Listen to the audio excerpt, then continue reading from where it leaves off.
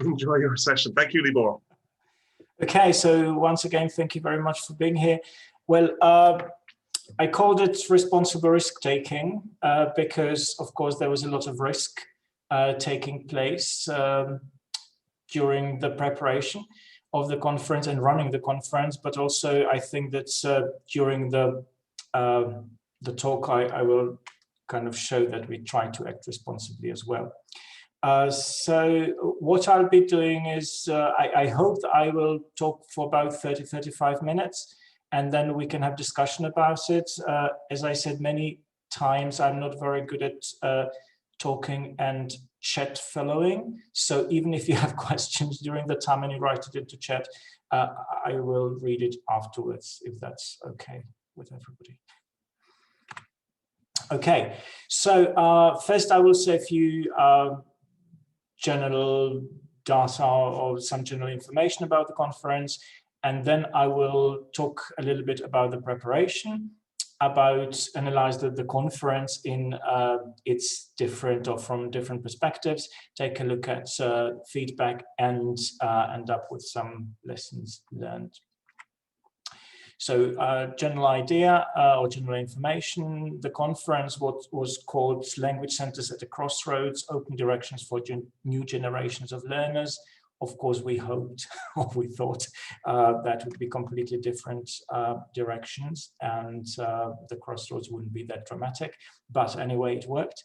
The conference took place in September, theoretically 3 days, 10th to 12th, but the 9th of September was pre-conference activities, let's say, which are quite important for Cercles. So I just included that because together for the organization, there were basically 4 days. Finally, it was a hybrid or dual format. I will explain what it meant. We had finally 151 sessions. There were about 359 participants, out of which 151 were in person and 208 were virtual participants, and they were from 34 countries, 4 continents, and all time zones.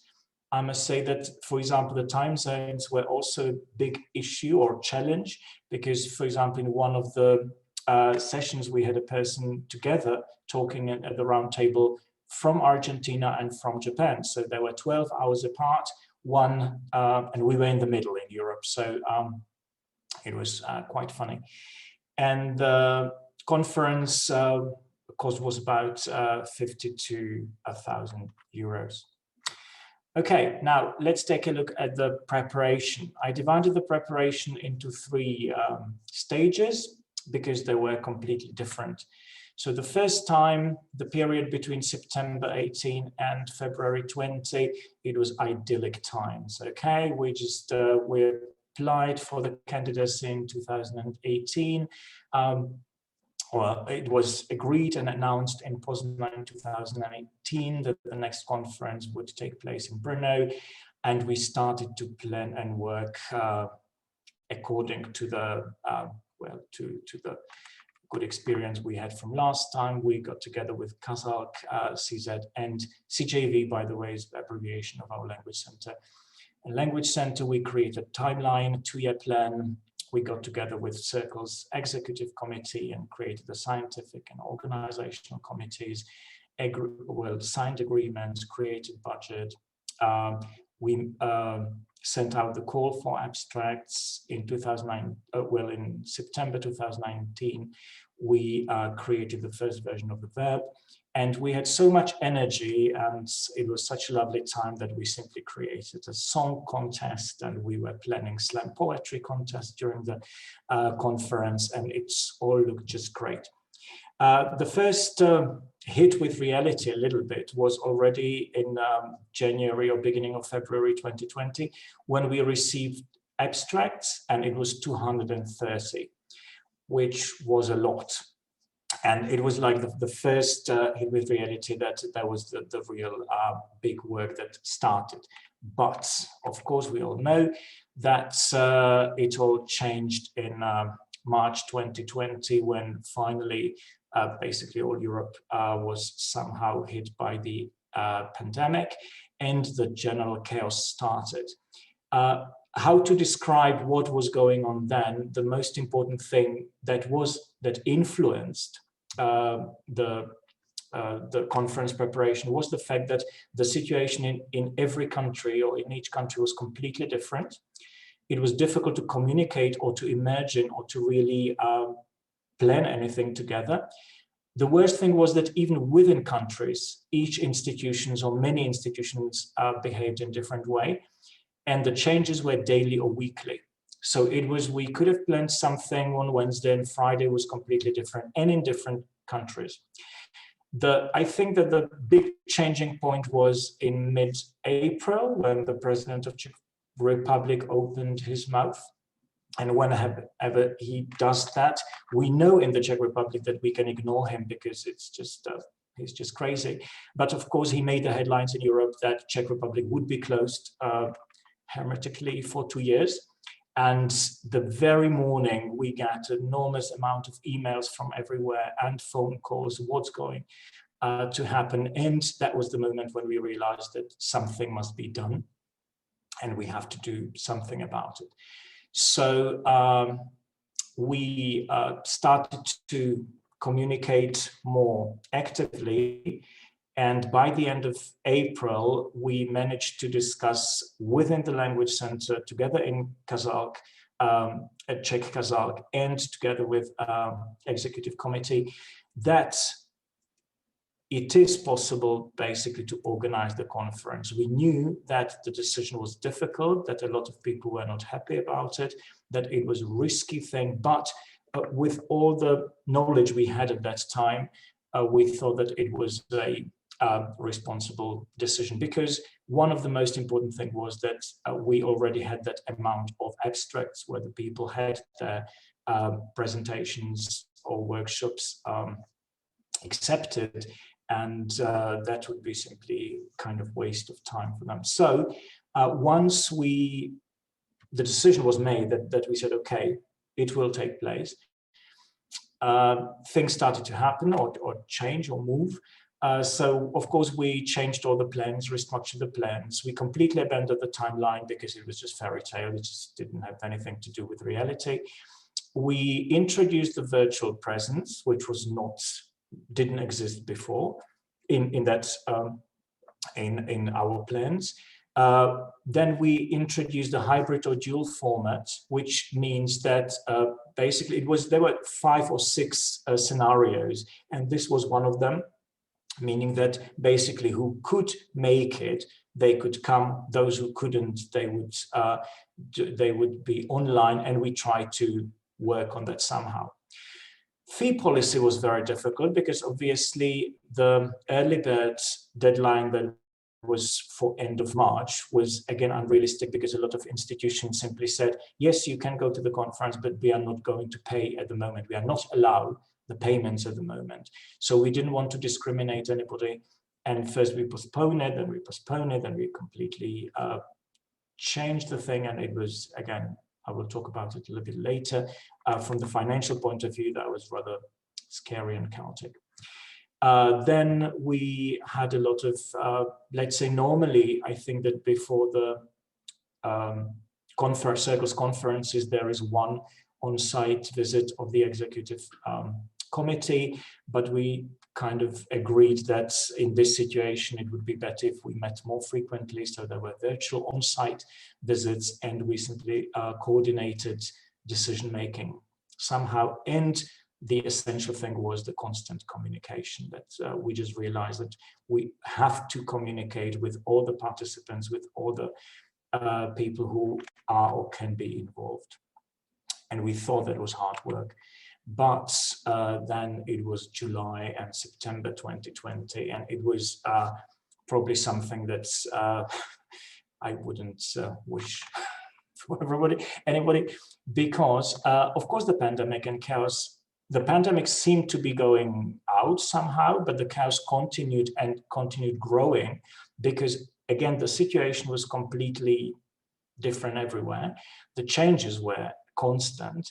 But the problem was that July was the last time when the real steps had to be taken or actions had to be taken. So we really had to hire the rooms. We really had to buy the stuff and everything. And as I said before, because we changed, for example, the financial policy, we didn't have the money for buying the thing. So we just kind of played. It was, I would say, responsible from the point of view that we knew that we didn't buy things that we finally couldn't afford. But it was not easy decisions. They were not easy decisions. Then it was also the time of summer holidays, when in the Czech Republic people have to take their holidays at least some of the weeks. So there was constant responsibility shifting that, okay, somebody who was on holiday, then they had to say, okay, for me, you will do this week, you will do this, and so on. And also we realized that we didn't prepare the virtual part of the conference before. So the whole new second conference, the virtual bit, had to be really created. So we hoped for a lot of luck. In many moments, I felt like Mr. Henslow in Shakespeare in Love, when he explains when simply the theatres are closed by the plague, and he owes a lot of money to Mr. Fenneman, and he explains that he doesn't do anything about the fact that the theatres are closed and everything will turn out well. And Mr. Fenneman has certain doubts about it, and simply the only reaction is, shall I kill him? Which was basically the face or the eyes or the expression of many people who collaborated with me at the time, because I mean, you have to imagine that, for example, there were people asking me in July or August, there were people asking me, so what is the budget for whatever catering? So, well, how many people do we have? So I said, and they said, well, we don't know, because they didn't, some of them are thinking whether they are going to be in person or virtual. So, okay, so if we don't have any number of people, just invent a number and let's hope, let's just make some estimations, what could be realistic and what could not. Or shall we do it this way or that way? I'm just saying, I don't know, let's wait. Let's see what's going to happen. And finally, well, it was a mystery, but somehow it worked out. So we were lucky. That was the most important thing. So a lot of amount of luck, that's what we as organizers need.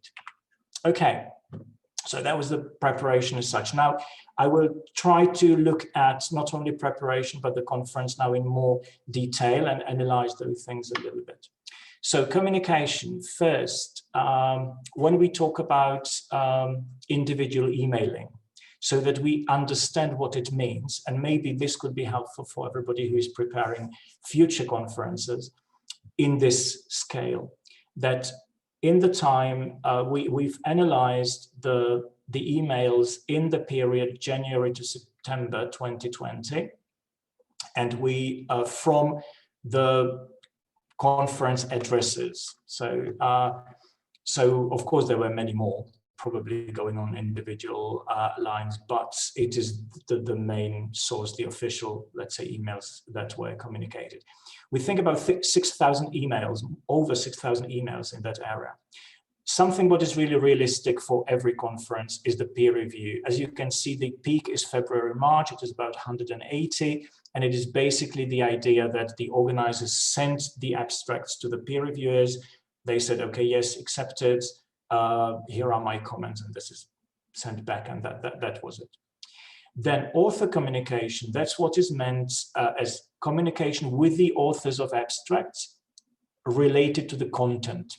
So, for example, changes in abstracts, or then later communication about changes between in-person and virtual formats. So I would say that this is probably slightly higher than the normal communication, but anyway, it probably is not that far if we think about, from reality, if we think about the numbers of abstract. So there were about 2,200 emails, again, peak March to April. And then we have the admin communication, and you can see the complete nightmare that we've been going on. And I think that hopefully this will not be the case in any other conference, because there were constant changes going on. And if we look at so this is over 3,700.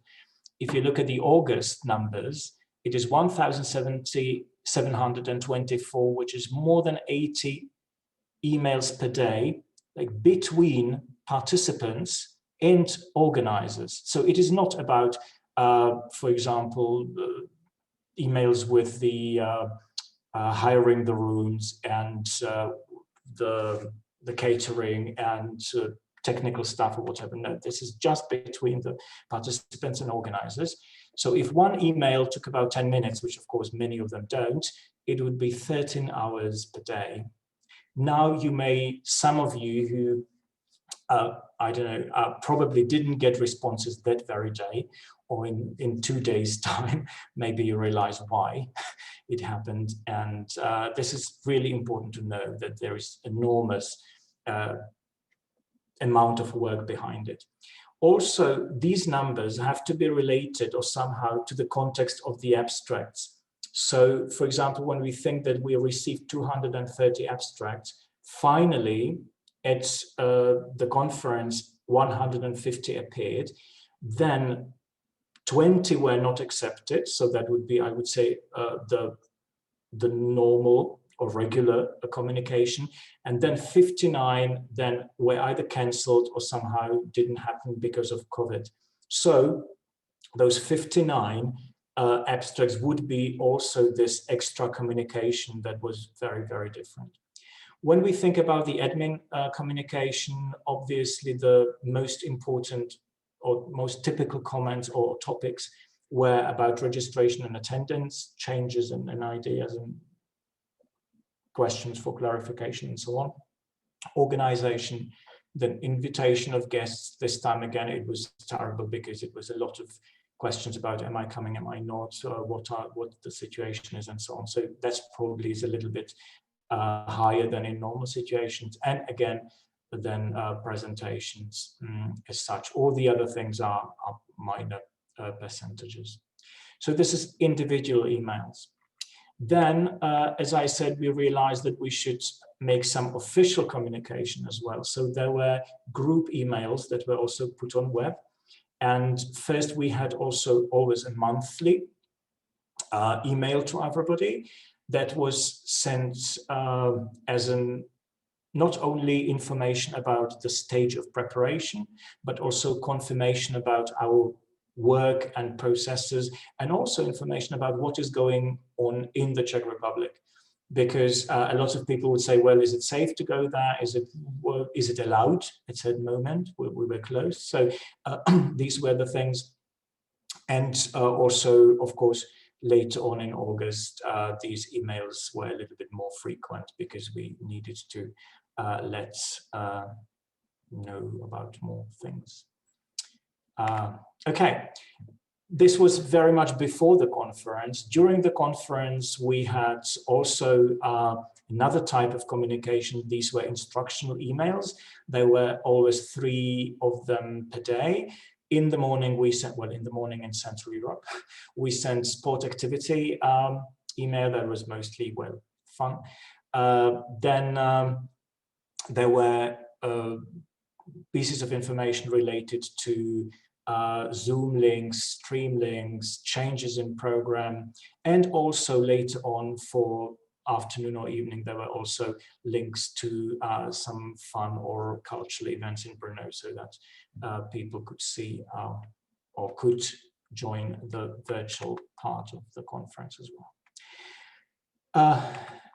Okay, apart from this really active communication, there is also important to mention the online presence that was there as well.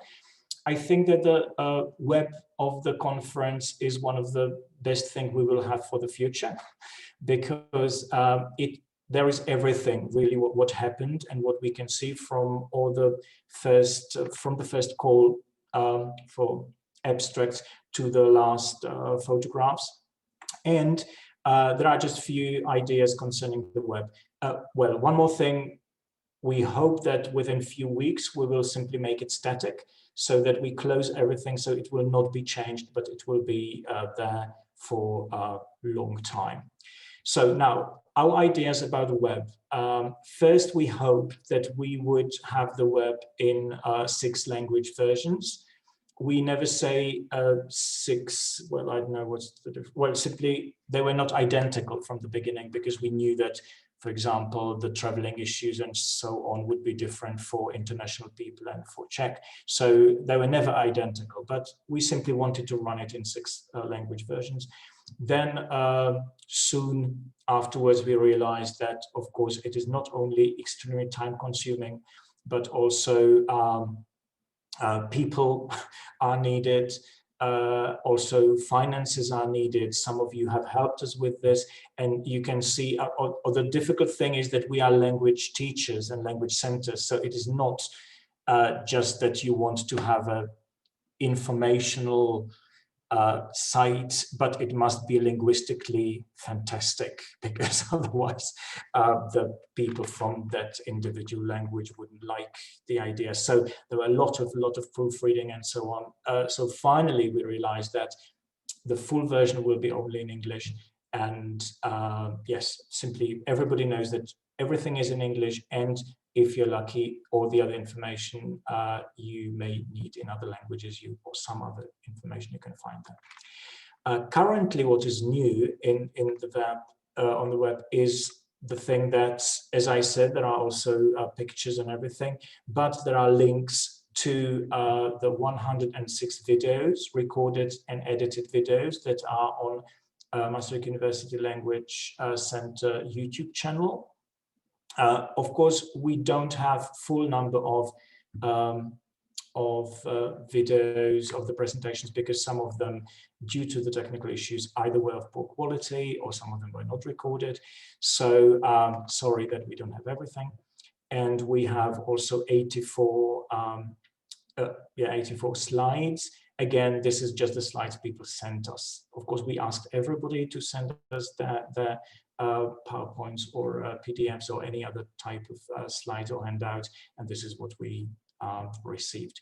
Both these things are accessible to everybody, so this is really an open source. And I must say that it is fantastic, because of course I didn't have a single moment for watching the presentation or being at the presentation during the conference.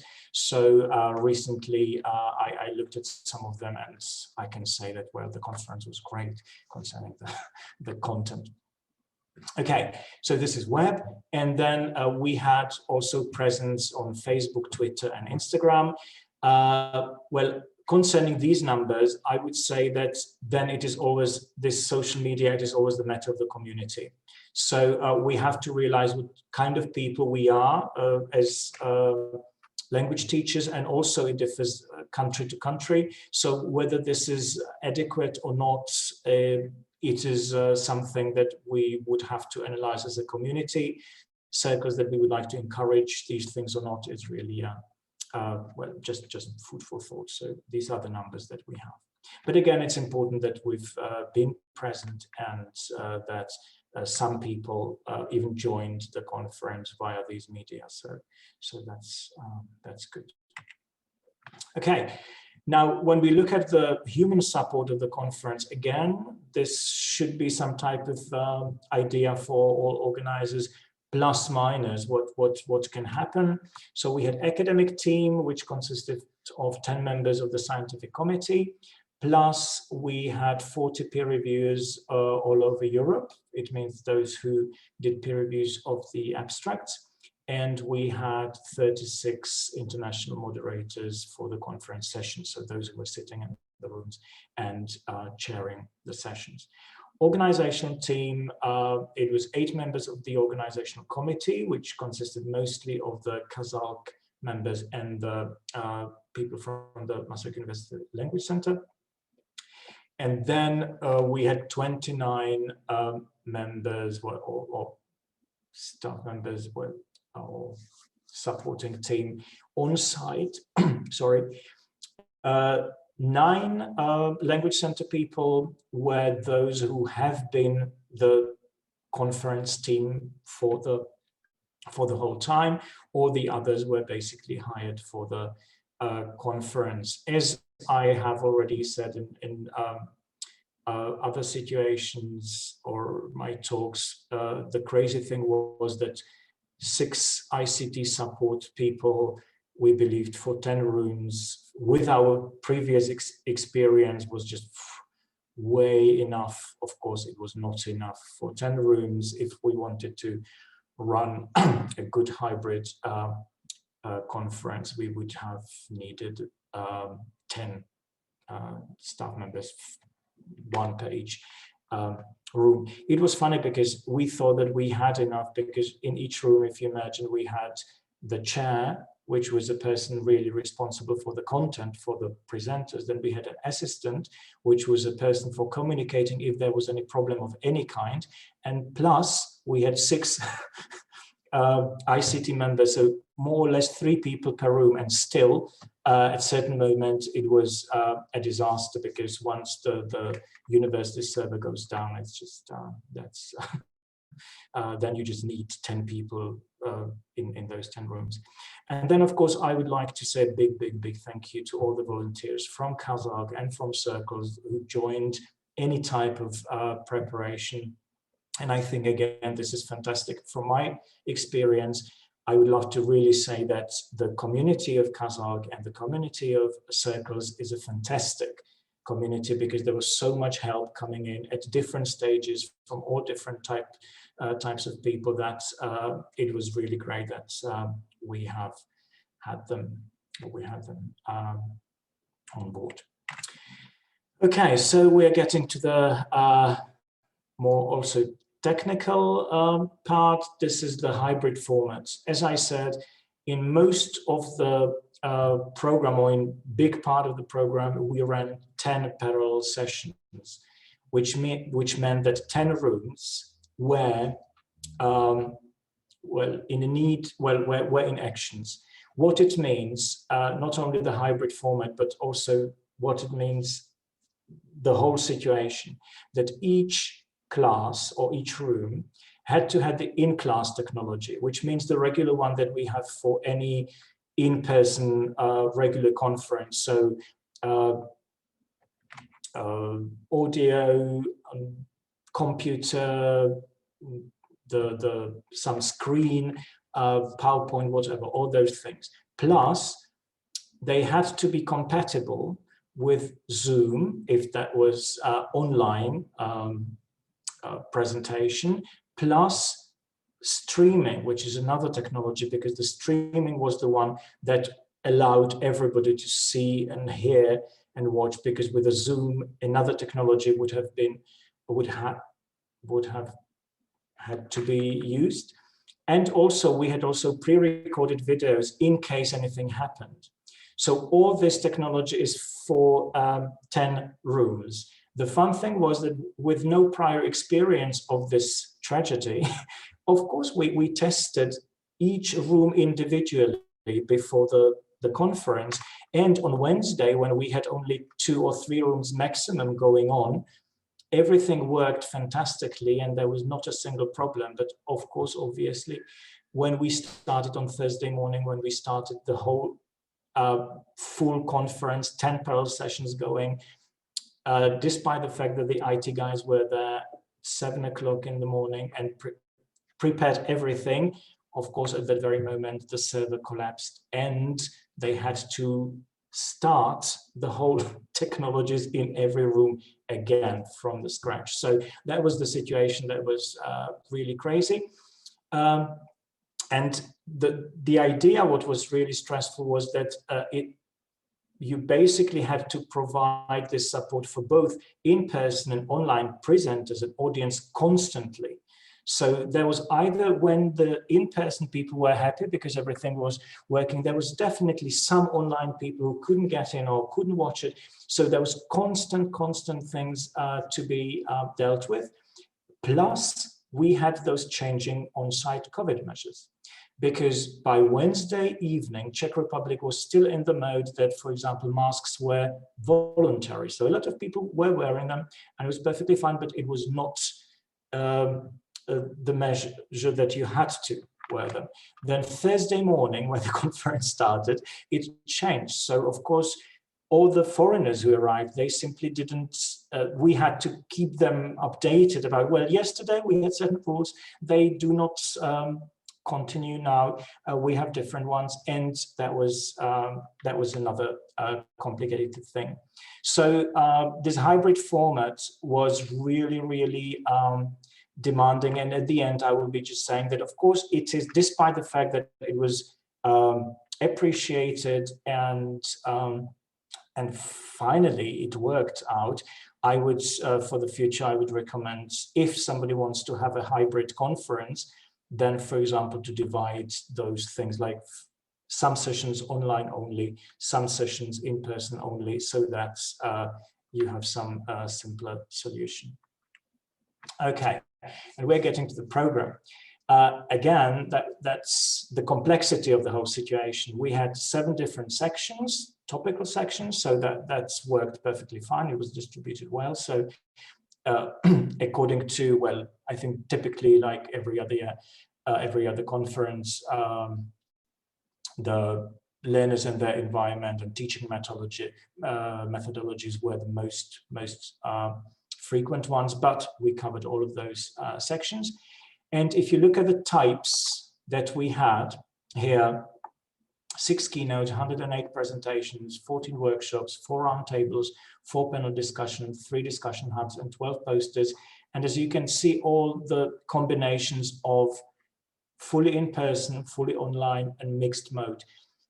Sorry, the mixed mode means that there were probably more presenters, and one of them was in person and one of them was online, or more of them. Okay, for example, mixed mode was always for the audience. So there were always some people sitting in there in the room and some people watching. For example, for workshops, we made the decision that the workshop givers were told that you can choose.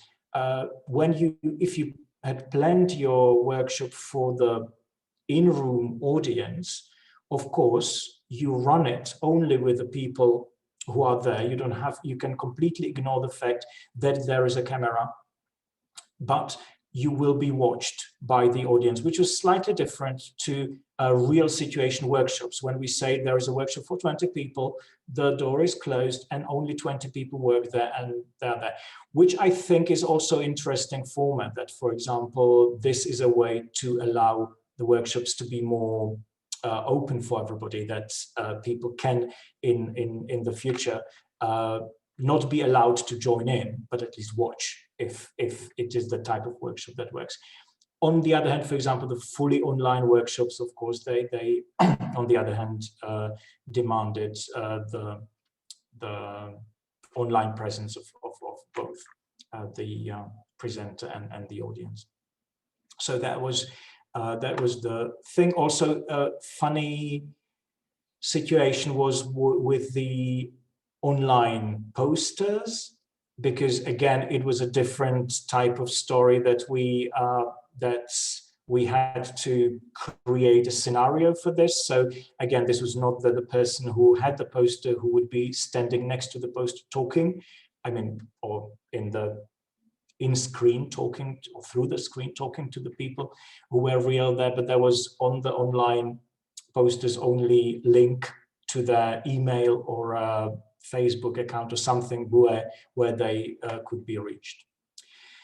Unfortunately, from the program point of view, CercleS conference is always a great opportunity for focus groups to meet and work hard, or definitely to meet. This was difficult because people couldn't arrive, so no in-person focus group meetings happened or took place. Only one was virtual. Again, it made sense because once it was virtual, there was no pressure on taking place during the conference.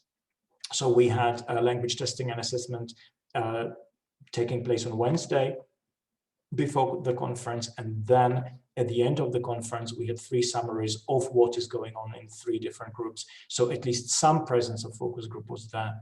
But obviously, this was something that we can see that in real conference, that would be a very different scale. But talking about program, I think for us, an extremely important issue is the language policy. We had introduced this language policy of as wide possibility as possible. And we tried to encourage everybody to be as multi, or whatever lingual as possible. In abstract, we asked everybody to write it in the language, the first abstract in the language of the presentation or workshop, plus another language summary. In the communication, we got a lot of questions. Why is that so? Do I have to when I blah, blah, blah? We were saying, no, you don't. But again, if, for example, I am presenting, teaching or something about French classes, and I'm presenting in English because of the audience, that I get better audience, it's good to have also the French summary of that, meaning simply that the discussion could take afterwards could be also in French, not only in English. The sessions, again, we encourage to be bilingual or plurilingual, that, for example, people could present it in one language and have handouts or slides or anything in another language. Again, it was not that popular or frequent. And I must say that there is a tendency, because many years ago we would see, or definitely in certain countries, we would have quite a lot of presentations in other languages, but here it didn't really happen. So that was the plan. That was our encouragement, and we try to make sure that everybody can do whatever they like language-wise. Reality was very different. We had, as I said, 34 countries. As you can see, the numbers: Czech Republic 138. Of course, the number is so much higher than anybody else, simply due to the fact that so many people either cancelled or couldn't travel or decided. Normally, I think that the local number is more closer to other participants. Then big numbers from Finland, UK, Germany, Switzerland, Italy, the Netherlands, and so on. What I love about this conference, despite the fact, despite the problems, that we had so many non-European countries, that we attracted them, that it was Canada, China, Israel, Taiwan, Argentina, Hong Kong, Singapore, Saudi Arabia, Tunisia, so quite a lot of non-Europeans. And we will see later on, I will show one of the feedbacks that I think that it is important that we attract people from, not from Europe. So these were participants in all numbers. Then presenters, the numbers are slightly different. So it is, again, Czech Republic, Finland, UK, Italy, Switzerland, so slightly different.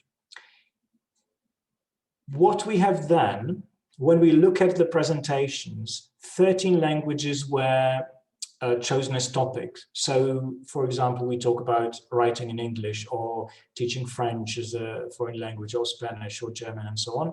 Again, the great thing is that not only the big European languages are there as a part of it, but there were also small European languages, and also Arabic and Chinese. Again, unfortunately, due to the pandemic, the numbers later went down, but at the beginning, in the abstract, there were quite a lot of Arabic and Chinese, meaning we would have about 10 to 15 of abstract of presentations related to these languages, either taught, for example, in Britain, quite a lot of Arabic or Chinese, or anywhere else in the world.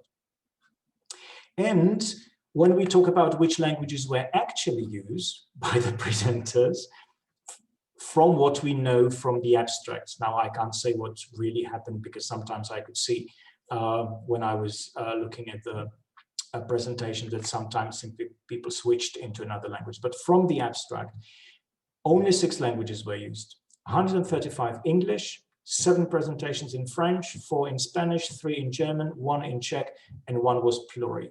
So during that presentation, 3 languages were used. this is something we can talk about later, what to do about this, because when we think, for example, I'm not sure, well, I don't think about Poznan, but definitely in Fribourg, or when I remember Seville and other places, the number or percentage of non-English presentations were much higher, and I would say that a lot of teachers of those languages appreciated it. But when we talked about people, for example, who presented something related to some other language and they presented it in English, we did ask why, whether they would like to do it in their own language, and of course it was always, the answer was that it is to get a bigger audience. Basically, it's true that when I do it in English, everybody understands, despite the fact that my examples are in French or Spanish or whatever. So that's a big thing to discuss for CercleS. Okay, now moving to something probably very local. I would say this is about venues. When we organize these conferences, for us, I already explained the idea with a hybrid format, that what we needed to basically arrange. The problem was that, as you can see, the diversity of the rooms. Not all the rooms are the same. Basically, each room is different. We needed big rooms, small rooms. The lobby had to be made hybrid as well. The poster session was as well. Then we had different type of workshops. So this time the venue was, we were really lucky that, again, the Faculty of Social Studies, which is great for that, was free at that time. So we basically had it all for ourselves, which was great. But I would say that for future organizers, it is necessary to have great relations with the place, with the venue where it takes place, because a lot of changes can happen and a lot of also technical issues can come up, and we needed support of the local technicians who had nothing to do with the conference, and they were really helpful. So that was great. And also, of course, we planned the venues for social events. Unfortunately, well, Czech Republic, September is a place where you can have a fantastic summer night, and it can be, we can be all out, and that's great. But at the same time, it could have been rainy and 15 degrees. So we had to always plan each location for outside and inside possibilities. Finally, the weather was fantastic, so we were lucky in this way. Again, it was difficult in the time of COVID to plan this, because, for example, the conference dinner, first in January or February, when we hired the Spielberg Castle restaurant places, we were afraid that we couldn't fit in, because there were about 400 people possibly coming. And then we had to change to maybe 100, maybe 50, we don't know. So basically we had the agreement with the owner that, yes, we booked the place, but he said, if I had more people hiring for that day, if there was another company, for example, with 120 or 50, obviously I would be sorry, and I would give it to them, because we know how the gastro area was hit by the pandemic. So we also understood that that was a difficult, not only a difficult thing to do, but we had to really count with the fact that maybe we will not have it, and we'll have to be flexible again. So this is about venues. Well, related to social program, finally we managed to have the pre-conference, during conference reception, conference dinner. We tried to think how to connect it to the virtual people, and then we kind of realized that watching people having fun is not such fun.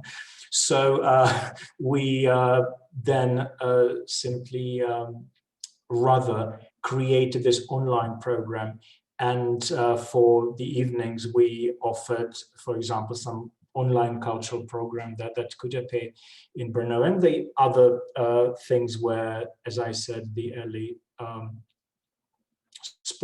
early morning sport activity, and the virtual trips. Finally, we decided to cancel the post-conference trip. It was not that much about, well, number one, not many people registered for the trip, but then also it was already the time in August when we knew that in general the feeling of more people sitting in a bus, even if it was only for 40 minutes to get to the lovely place, that not many people would be comfortable about that. So we just changed it into an online trip, which obviously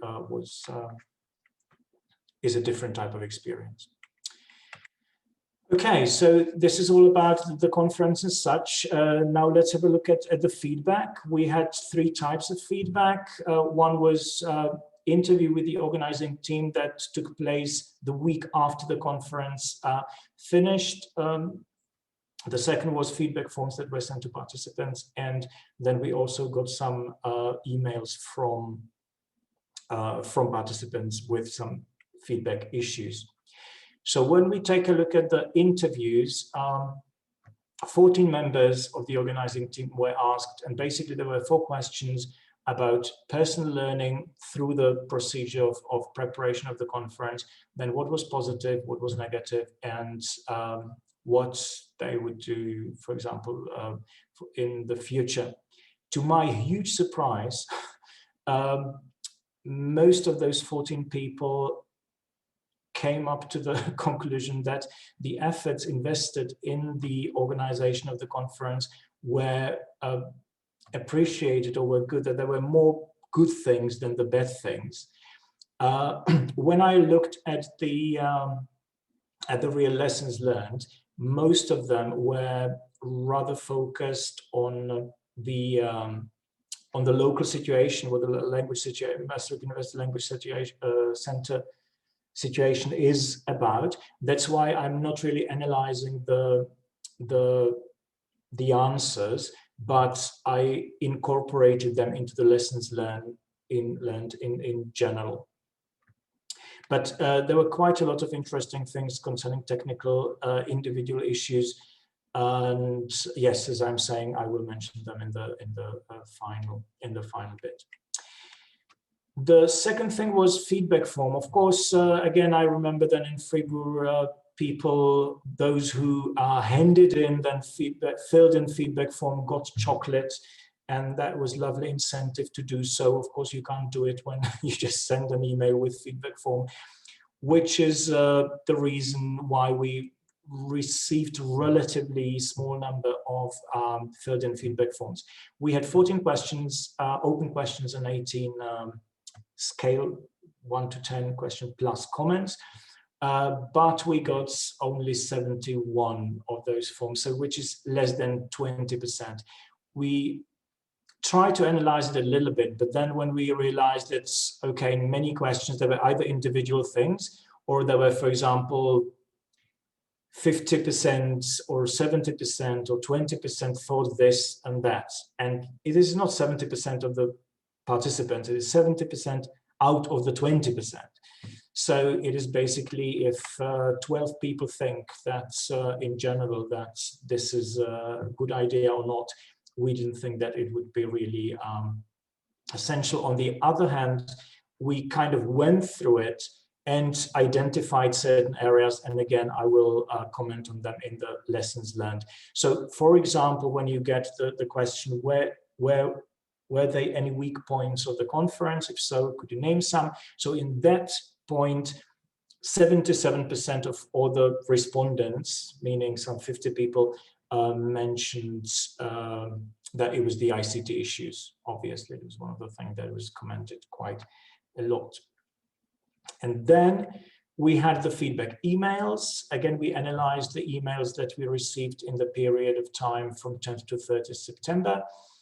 It was about 72 emails, and what we mean by feedback is that they were not related to administrative or technical issues. So, for example, if they said, well, I would need certificates or something that is a technical issue, admin issue, and we didn't count that, but we counted those that commented whether something nice or bad or any evaluative.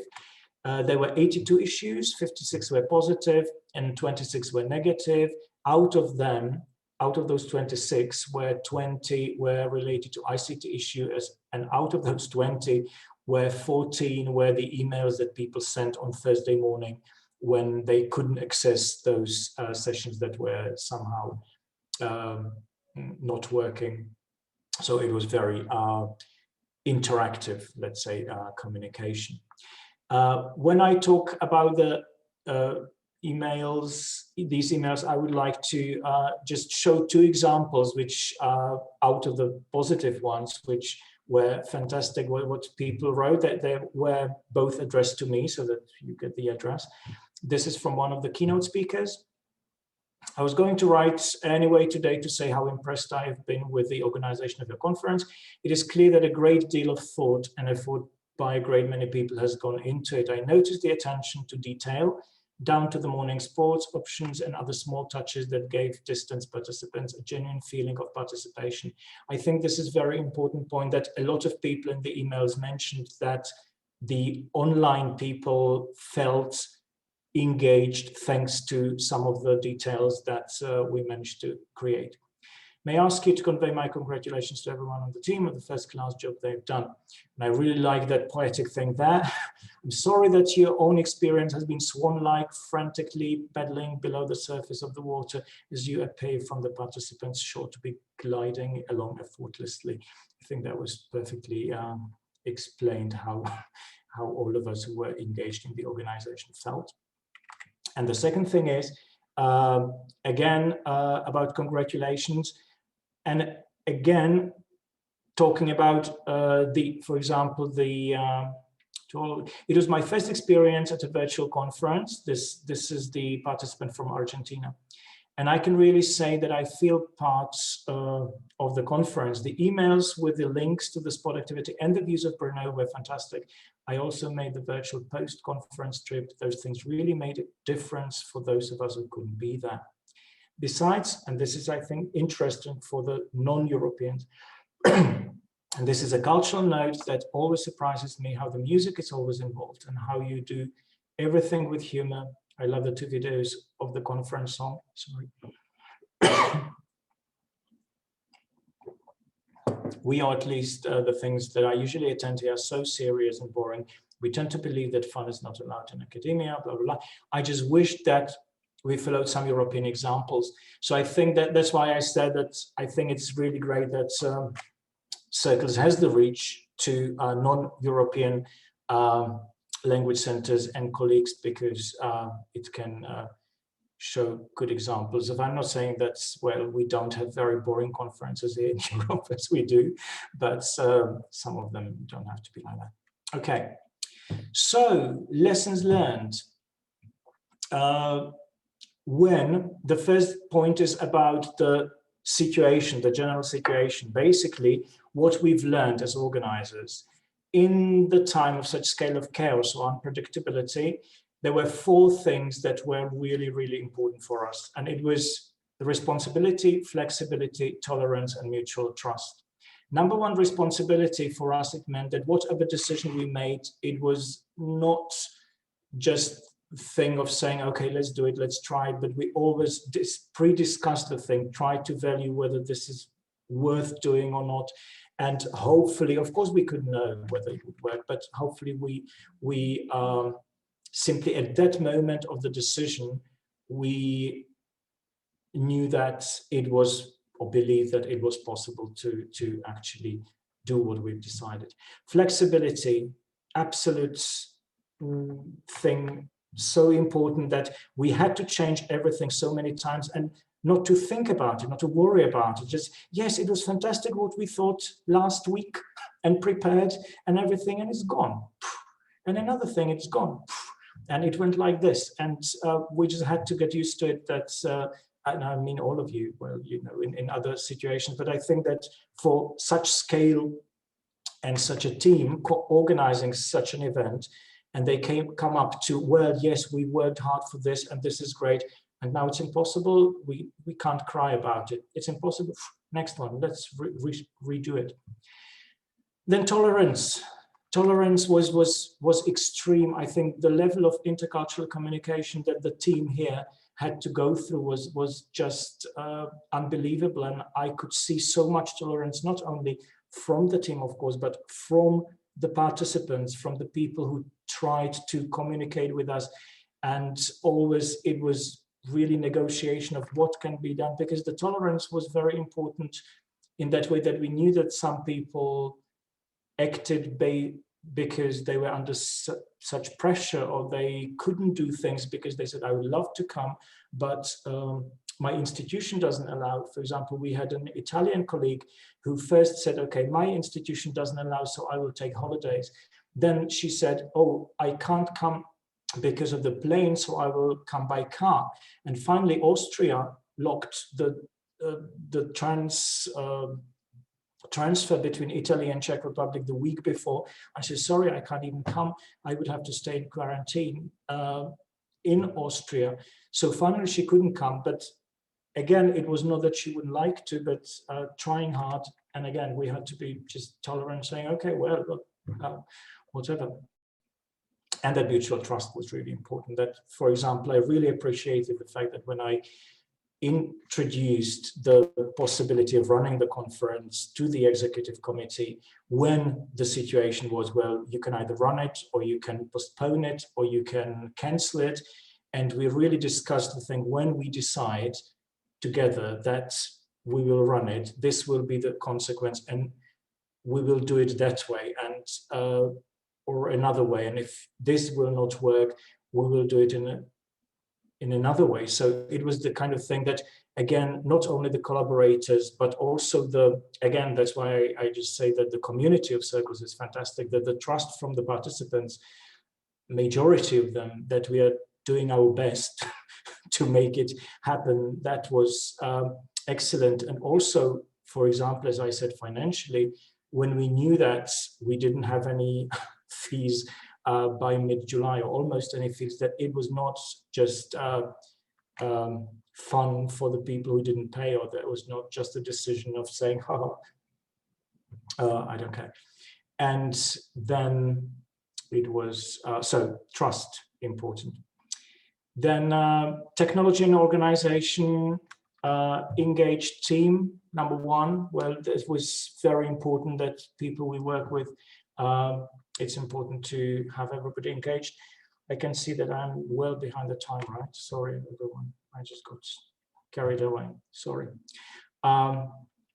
Finance expertise, resources, important for everybody, that we have to have that stabilized, or know about where to get it before we organize it. Then we should go always for simple solutions, because there are so many solutions that could complicate things, and we had to look at those simple ones, which very often meant low-tech solutions and a lot of improvisation being part of it.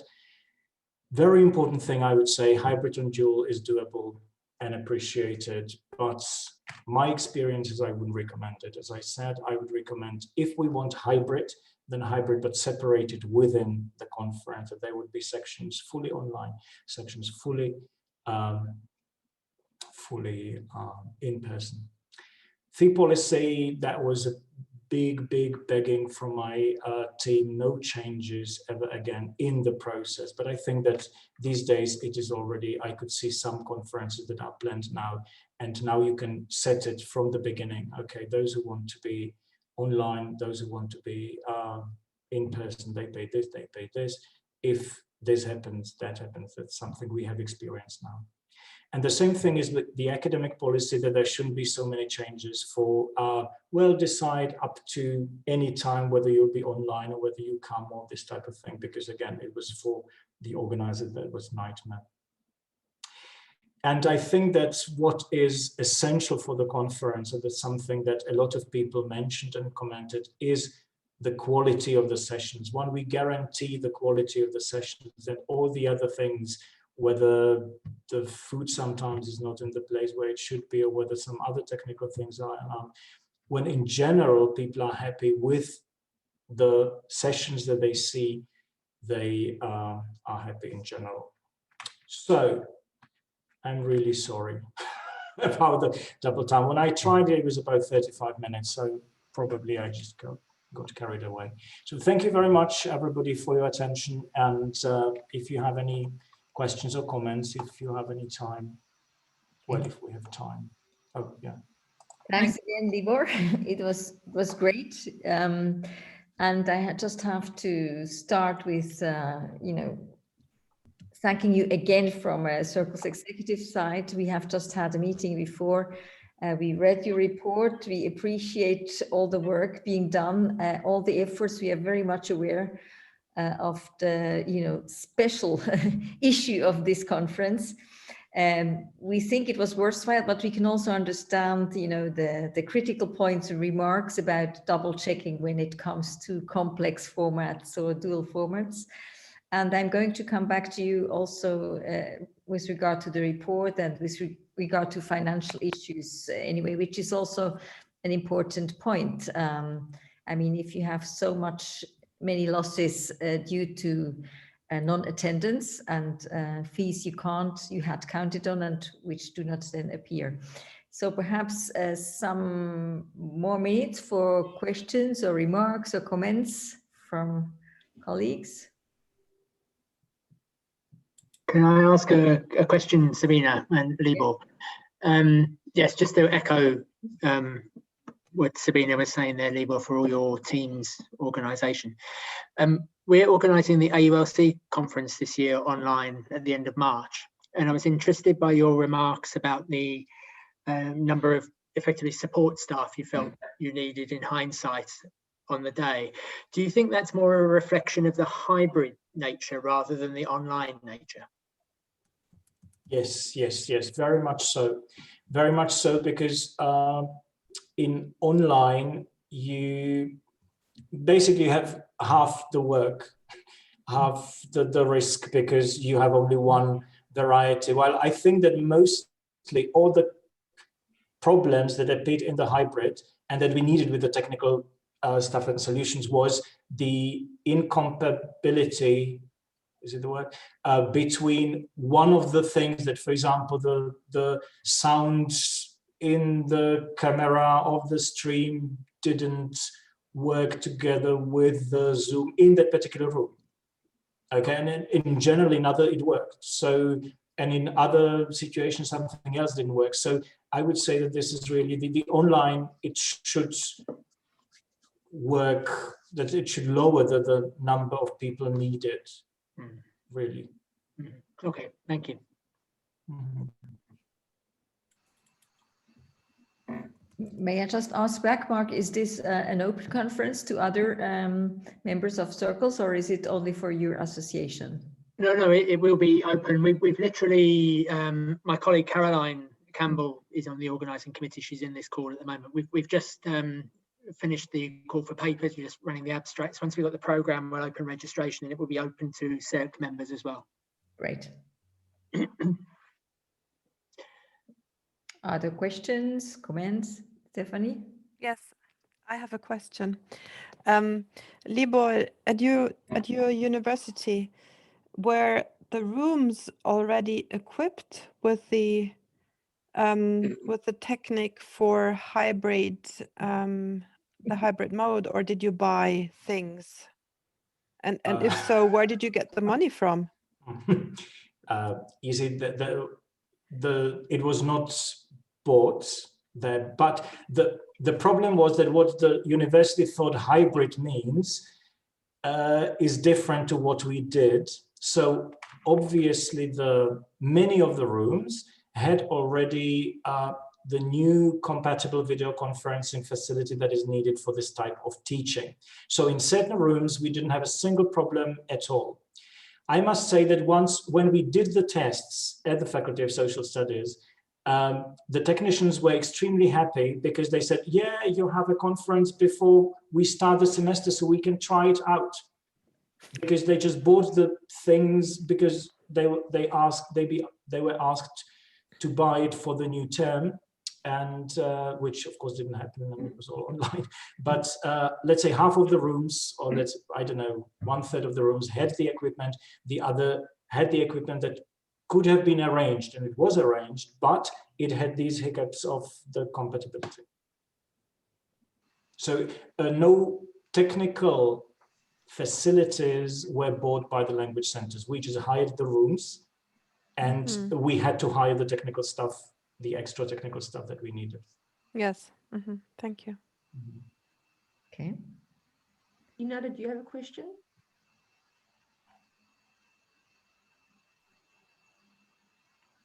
Other questions, comments, feedback? Well, maybe just a remark. With all the work you have to do, Libor, I'm not sure. And of course, we are all grateful of all the work you did with your team, and the conference was really well organized given the circumstances. But I was thinking during your talk that I don't know if anybody will be willing to organize the next conference, because you had to do so much work and you had to hire so many people. And of course, that was justified. That I don't know if we will find anybody for the next conference. Perhaps I'm too pessimistic and I shouldn't say something like that. But I mean, that's the impression I had during your talk. Manuel is volunteering. Yes, so? we have to have a drink with Manuel. But no, the thing is that's why I'm saying I do not recommend the hybrid. That I think that the next conferences, if they are, I'll be most happy to discuss anything with the next organizer. But definitely, I would say that the hybrid, you're very right. It is not worth the energy invested in that. But in the moment when we were not only deciding it, of course, we didn't know what would the situation be like. That's number one. And number two, why also we are carrying out all these analyses is once we've done it, we at least want to use it for something. So that's why we are trying to analyze it from the organization point of view, from, as you could see, all those communication links and so on, or change. So we know that, as I said at the conference, this was a type of experiment. And sometimes the result means that this is a no-go direction. And I would strongly recommend, or I say to everybody who's organizing anything, hybrid is possible, but if you can do it differently, do it differently. Mm-hmm. If I just may add something, I mean, I agree with Anne. This is something which crosses your mind if you listen. I mean, we have gone through all of this, and as you said, we have gone through all the decision making also, and always try to support also your position and to encourage them. And I still think at the moment it was a good decision to make it, but I think that in 22, when the next CercleS conference is going to happen, we will have a different situation anyway, and then we can make different decisions. But of course, the volunteers have to volunteer now, so they must be very much under the impression of what has just happened and what happened last year. This is one thing. And just coming back to your conference, I think, thank you very much in the name of all CercleS members that you had so grateful and empathetic words for the CercleS community. But I think symbolically, as I would say, as a CercleS current president, it was important that the conference happened. And I heard a lot of people also saying we felt like, you know, we were part of the community, even when participating from remotely. Also, some of your colleagues present here told me that. And I think this is what I'm very grateful still for you. Well, the other issue is, was it worth to make all the effort in all the details and to have all the hybrid format and so on? But that it happened, the conference, I think it was very important, and it gave a lot of courage and you know, the feeling of belonging and solidarity to a lot of CercleS members. So this is a different aspect, but I agree that when organizing or thinking about the next conference, it's very important, as for what was true for the previous conferences, to learn also from your experience and your recommendation. Yeah, thank you. Well, I definitely very much agree with you that I don't think that it was a bad decision. I'm really happy that it took place and that we went through it, because without that, we wouldn't have known like what the experience would be. That's number one. Number two, I already, and I'm going to send it so that you have it as well. I already went across one conference in Denmark, which is perfectly organized, that's why I said now with the experience, they have all the possibilities explained from the beginning, financial, organizational, and everything. And that's why the organization is more or less okay, because you have the 3 or 4 possibilities that, you know, if this doesn't happen, this will happen. If this doesn't, this will. And that is from the beginning. I think that now what we know, the most important thing is that we can, with this experience, we can start planning from the beginning. That's what the terrible March, September situation 2020 was not possible, because every week was different. So yeah, definitely. I think that, and that's why I would like to say that I will strongly encourage the future organizer, Manuel, where are you? To and help with everything. But I think that now we can set the things up with the experience that we have, what to do and what not to do. Good. And you're still smiling.